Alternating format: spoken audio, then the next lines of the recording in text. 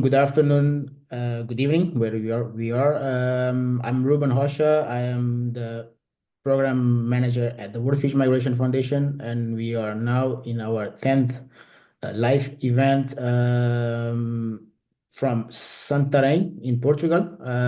Today with me, I have Maria João Costa. She is the freshwater coordinator at ANP-WWF Portugal. She has a master's degree in hydrobiology, and she is a PhD in river management and restoration, with more than 15 years experience in inland water ecology. As a researcher and environmental consultant, she has actively participated in national and international projects promoting the sustainability of freshwater ecosystem affected by various anthropogenic pressures such as hydroelectricity, agriculture, and forestry production. With us as well, we have Geoffrey Goll. He is the funding partner of Princeton Hydro. He has a lot of experience in stream restoration, dam removal, design of large retaining structure, and also stormwater management system. Thank you both for being with us. I have a few questions for you to understand how this project started and what are the benefits of this barrier removal in Portugal. Another one, I think, is the third one in 2 years. Maria João, talk with us a bit about your organization and how did your organization get involved in barrier removal?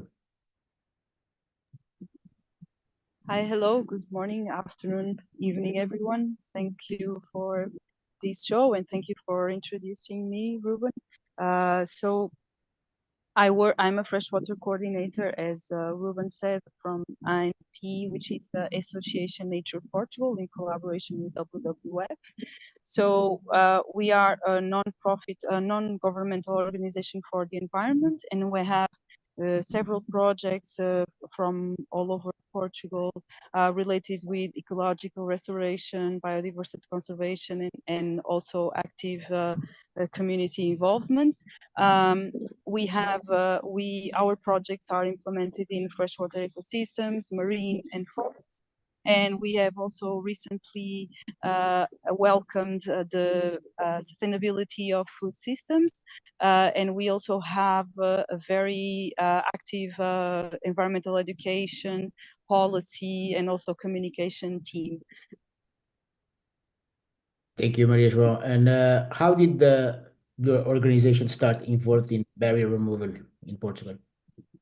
Well, this process started more or less 4 years ago with a barrier from the Guadiana River basin in south of Portugal. So the barriers from two of the sub-basins of the Guadiana River were inventoried by the National Conservation Institute of Forests in Portugal. And so they identified several obsolete barriers, and one of them was the Galachus Weir, which was removed in 2023. And this barrier, according to the Council of Alti, which is in the Algarve region, was again, it had potential to be removed. So, and finally, we were to remove it in 2023, and this was actually the first barrier that was removed with the support of the civil society. Thank you, Maria João. I think you should put your mic a bit farther from you. You have background noise. Okay. Geoffrey, how did you get involved in this project?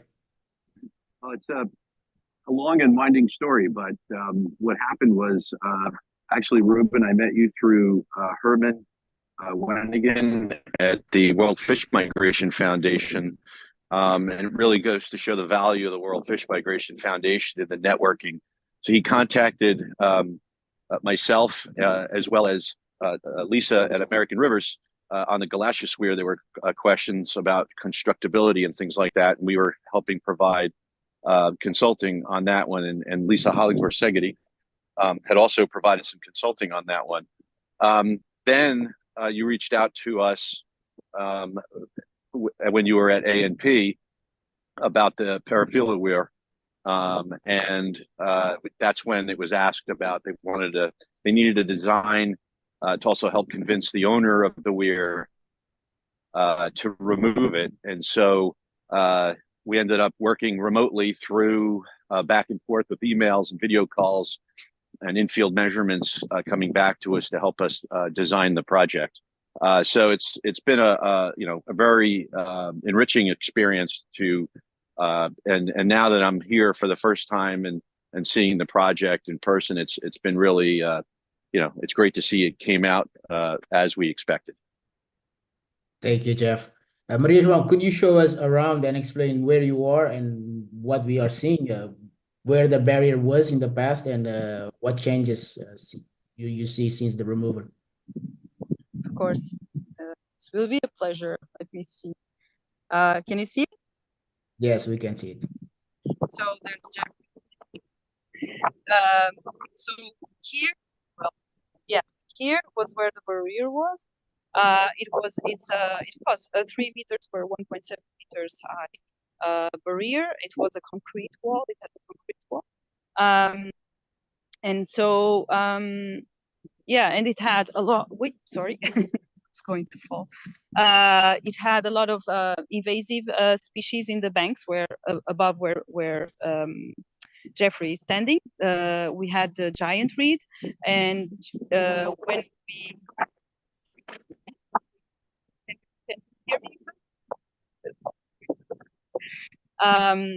and so we removed the concrete wall, and as you see, those white rocks on the banks, they were used to have additional substrate also for the fish when there's more water, because now there's little water moving. But what we see is already that water is flowing. The sediments are also running. We see also that the banks are already growing in vegetation, as you can see. So we have also planted alders, and here you can see maybe Jeff will show it later on. Live willow stakes. Yes, and we released 2.5 kilometers of the stream, and which consists of almost half of the stream length. Yes, and we also have planted autochthonous trees, and these were given by the municipality. So of course this project was possible only due to the active participation and collaboration between the owner, who was willing to remove the dam from the very beginning, and also the city council. That's perfect. Can you tell us why did you choose this barrier to be removed? Okay, so I'm going to switch back. We selected this barrier, and the main driver of the selection of this barrier was actually the municipality of Santarém, the Santarém Council. So they had a very strong relationship with the owner of this barrier. So we are standing in a well, how to say, yeah, it's an animal sanctuary, and so the owner is willing to protect and preserve biodiversity, and of course the habitats for not only for the animals that they have in the farm, but also for the freshwater ecosystem. So they were very willing from the beginning to participate in this project and go on with the removal of the barrier. So that's how it happened. It was a strong relationship between the owner and the council, and then they contacted us, and we started a series of meetings that were very enriching and that contributed to the removal of the dam, and so for us to be here as we are today. So this is a clear, good relationship between the public, the private, and the non-governmental sectors working together to restore river connectivity. Exactly. So and this is one of the strengths of this partnership, of this project, because we were able to establish a really good relationship with the city council and with the private owner, and this is not usually the easiest process, although this process took a long time. I think that in the end we all got to the conclusion that this was the best, and I think we are all satisfied with the outcome. That's perfect. Thank you, Maria João. And did you perform any pre-demolition surveys, fish sampling, rescuing fish, if you found rare endangered species, Yes. hydromorphological studies? Well, actually, before the removal of the dam, we performed the first ever fish survey that was conducted in this stream. And well, this is a very small stream, and this is common in Portugal, low diversity rivers. In this particular stream, we have one endangered species, which is the Portuguese archmouth naze. It's a small sized cyprinid species. And so we have identified its species. And then later on, with the contribution of the owner, we have also identified European eel. So yes, we performed these fish survey before, also water quality parameters analysis, but unfortunately we did not perform any hydromorphological or hydraulic surveys, but also maybe because this was a small stream, I guess that with the measurements that we performed, this would be enough to conduct the project. See the success. That's perfect.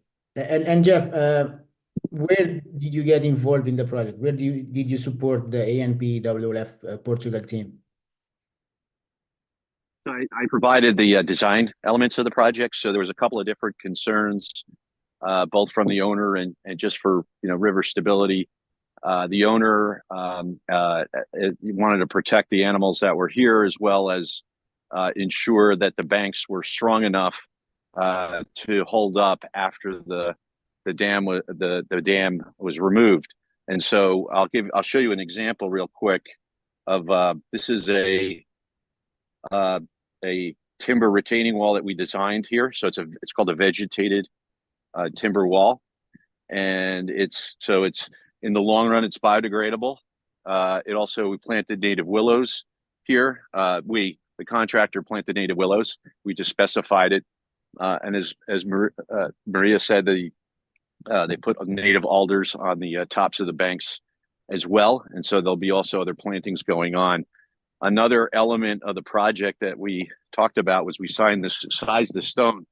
This was an idea that the contractor came up with, I believe, to actually, instead of importing rock, reusing the stone from the concrete from as Maria said, concrete from the dam itself.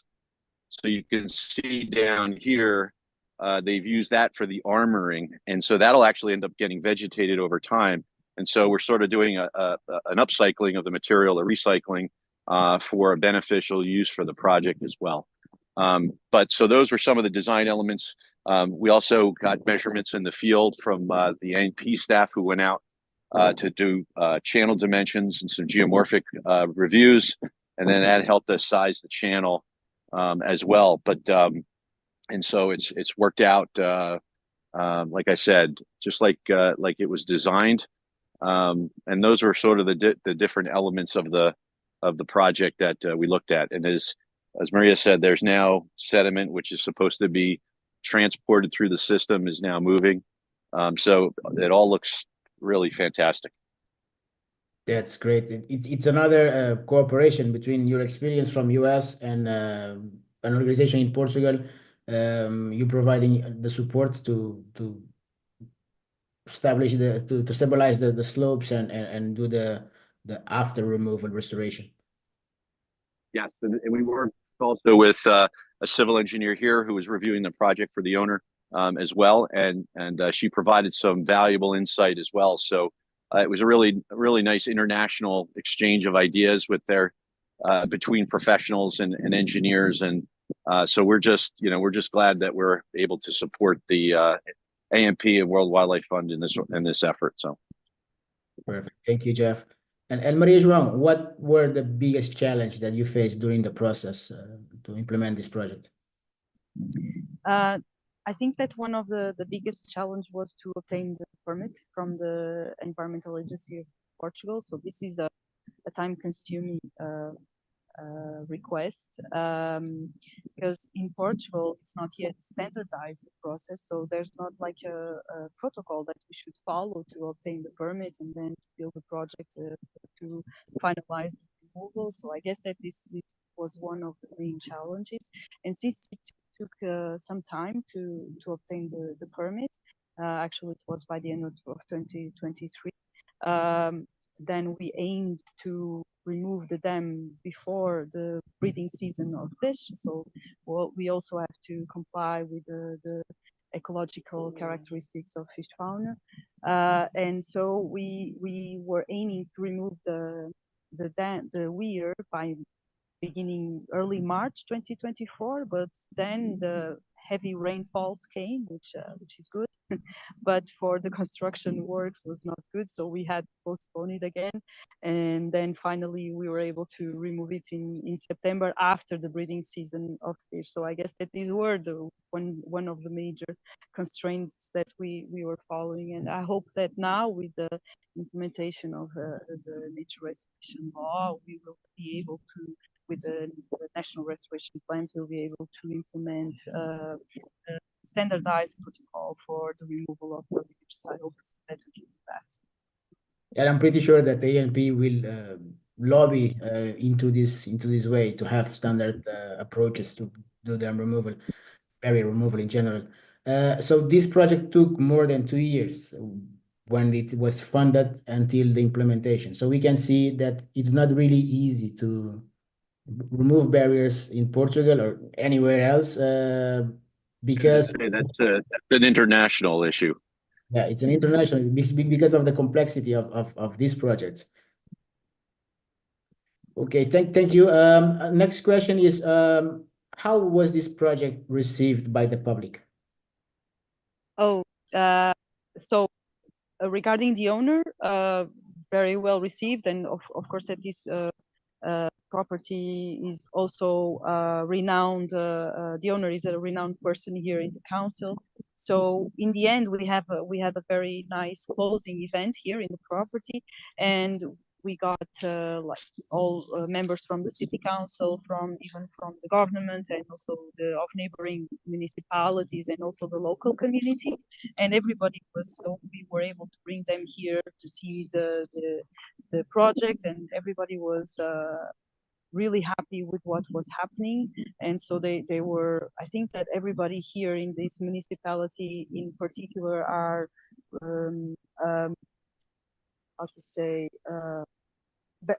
yes, they are putting a lot of effort in freshwater restoration, because there are also other projects ongoing here in the council. So I guess that yeah, it was a very positive feedback that we got from everyone. And I think that if it's possible to have other barrier removals in the future here, or other barriers that for future removals, I think that this could be a very nice place to invest. Yeah. Yes, perfect. It's something that we don't often see, especially in Portugal. The municipality pushing for this is the second removal in Santarém, Exactly. and probably we will have more. Yes, I agree. Perfect. And what are the benefits that you expect from this removal? Can we already see these benefits, or what are you expecting to come in the future?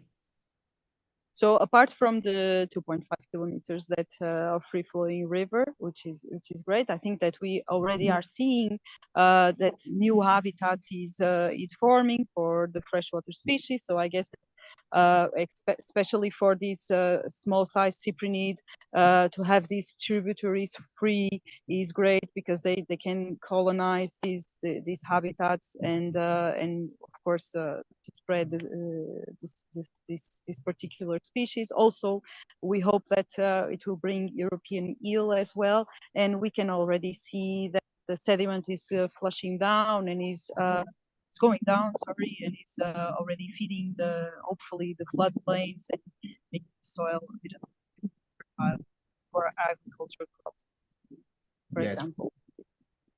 It's really, really good impact, this removal. Both of you, what are the next removals coming? ANP has more projects, I know, on barrier removal. What you will be doing in the future? So as you said, Ruben, we already have 2 ongoing projects of removals, and Jeff is already also collaborating with us in the south of Portugal, in Ribeira de Oeiras. So we have one planned removal for next year, and then the characterization, identification of 8 other additional barriers, and some other more that we are identifying on site.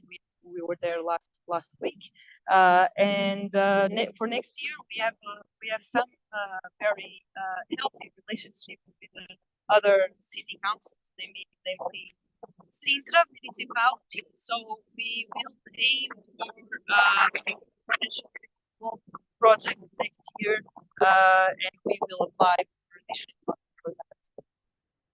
That's perfect. And Maria João, as to finalize our interview, our conversation, you as a barrier removal, one of the heroes in Portugal, what you would say to the NGOs or people that are willing to do removals in the future? I know that ANP is a pioneer among the NGOs. What you would say to the people that are starting now? So I think that people, they should always keep going, never give up. So the aim is to restore the freshwater ecosystems. We should always try to have strong relationships with the local community, with the city councils. This is the most important thing for a successful removal. Be there all the time, appear. Environmental education also is very important. Yeah, I think that these are the most important things be persistent, even talking a lot with the authorities, asking questions. I think that this is mostly what I've been doing so far, and probably you as well, Ruben, before. And I think that this is what led us to the success that we have now. Perfect. Thank you. And you, Jeff, you would like to say anything to the newcomers to the dam removal, barrier removal world? Yeah, it's both a challenging and a rewarding experience, especially for engineers who want to get involved. But as you can see, when you're getting the positive response from the communities and they start seeing the results of an increase in biodiversity or reduction in potential like flooding impacts, and for example, if a barrier were to fail, it could flood downstream. Those kind of things can really help build momentum. So for those municipal people who are looking at it, it's really a way to add resiliency to your community. And so these dams that are no longer really being used anymore to your area where you live, and at the same time adding resiliency to the biodiversity and the local ecosystems in this area. It is interesting. We were, like Maria was saying, we were out in the field last week. Unfortunately, I wasn't the only American that was on site. There were a couple of other. There was a crayfish species and a bass species that I saw there. So I see that you guys are having the same issues we are in the United States with other species that are coming in and being brought in. But overall, it's just a beautiful system of rivers, and if they can be freed up and allowed to function as they were meant to be, I think it'll bring value to the communities and ecotourism, resiliency, like I said already, an increase in biodiversity, and actually great community, gets the communities together to really get together for one goal. So it's a positive one. That's amazing. That's my inspirational thought for those who want to listen. Thank you both, and congratulations again for this amazing project. The impact is really huge. It's one stone, one brick after another one. Just remove all of them. And I think we can finalize our conversation. Fivas, I don't know if you have questions from the chat. If not, this is another live event. that is part of the project funded by European Open Rivers Program to scale up barrier removal in Southeastern Europe, but also in other parts of the continent. And thank you all. See you soon. Bye. Thank you.